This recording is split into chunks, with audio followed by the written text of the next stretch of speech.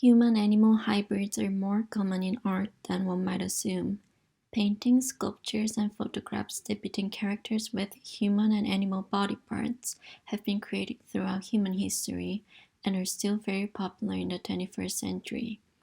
I've personally explored my passion in hybrid creatures through my own work in the past, and I wish to explore further in this term. Why and how humans started imagining human-animal hybrids? What does it say about what animal means to human? John Barger in his book Why Look at Animal explains the symbolic connection that humans have had with animals.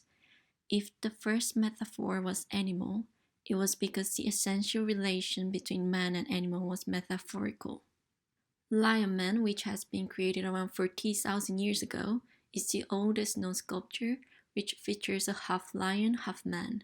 It shows that the topic of hybrids has been on our minds for millennia. Really ancient things that show the modern human species beginning to symbolize thoughts. We are having a conversation with something that does not exist in nature.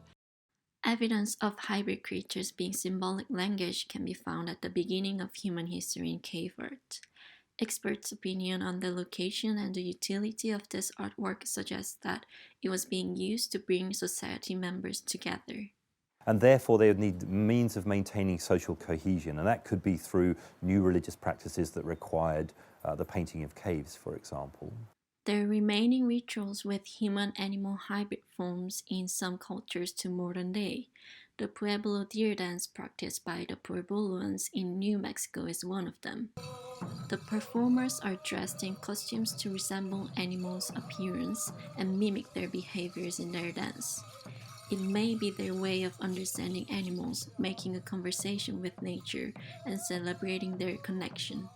The symbolic power of human-animal hybrid is very clearly shown in certain religions and cultures. In the ancient Egypt, Anubis, the god of cemeteries and a guide to an underworld, is a man with a canine head, and Ra, god of the sun, has a head of a falcon and a human body.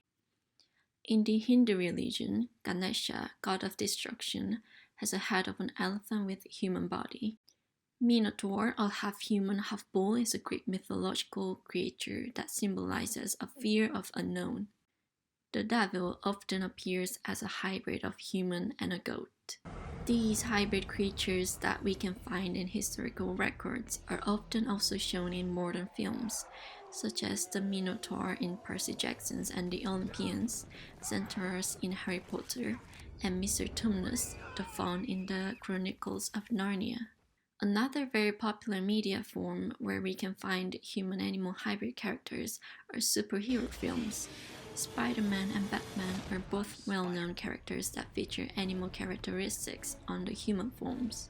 The Netflix show Sweet Tooth describes a post-apocalyptic world where human-animal babies are born. Another recent Netflix show, BoJack Horseman, shows several anthropomorphized animal characters in an attempt to allow a wider audience to relate to the characters.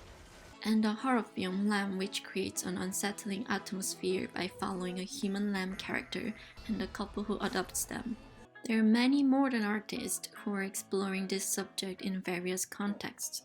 Thomas Twites climbed the Alps wearing a bodysuit that he designed in order to live as a goat. Kate Clark, a modern sculptor, questions humans' identity with her human-animal hybrid sculptures. Patricia Piccinini, an Australian artist, talks about the lost connection between human and animal, as well as laboratory animals through her realistic hybrid sculptures. Matthew Grabowski created a series of oil paintings of a New York subway with hybrid characters depicting their personalities by assigning animal characteristics to humans. In the book Animals and Human Society, Chapter 3, Animals in the Ancient World, Kelvin W. Chihuahua says, such man-animal relationships, which originally represented or bordered upon identification, gradually evolved to become less central and real. They became more peripheral and symbolic, and or purely ritualarian or social as civilizations aged.